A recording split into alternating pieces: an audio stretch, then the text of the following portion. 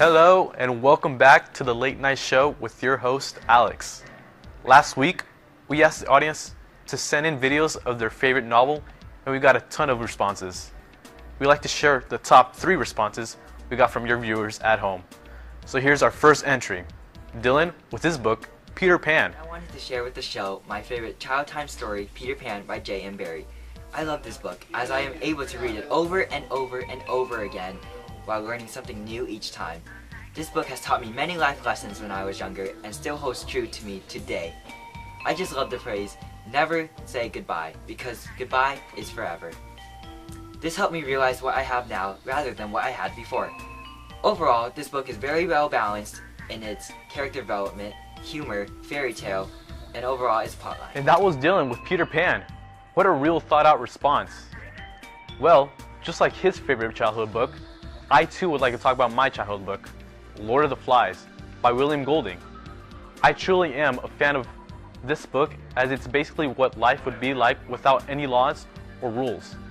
We think that our laws are really stupid, but they really do protect us from ourselves. Without them, we would be like wild men, like the boys from the book.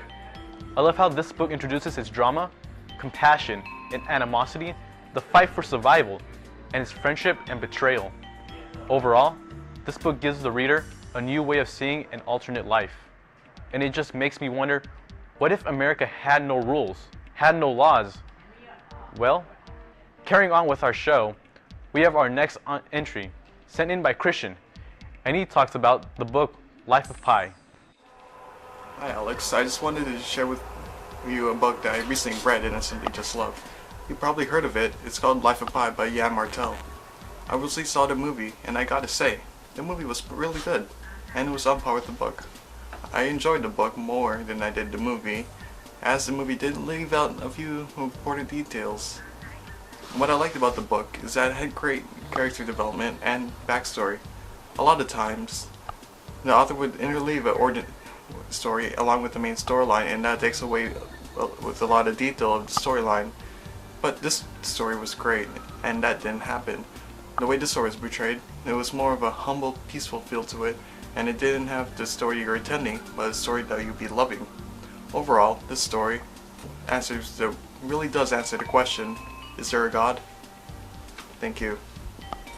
And that was Christian with Life of Pi. I saw that movie, and I gotta say, it was pretty good. There were notable changes, but we're not here to talk about that today. What we're here to talk about is books. And that leads us to our final entry, Andrew with Heart of Darkness by Joseph Conrad.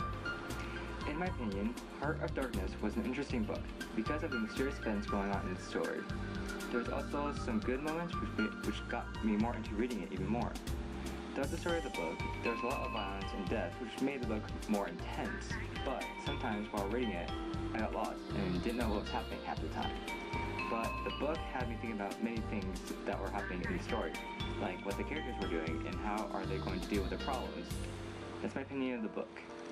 Back to you, Alex. I actually never heard of that book, but with that response, I'll probably check it out later today. Well, that's all the time we have for today. Tune in next week for our interview with the cast of the movie Atonement.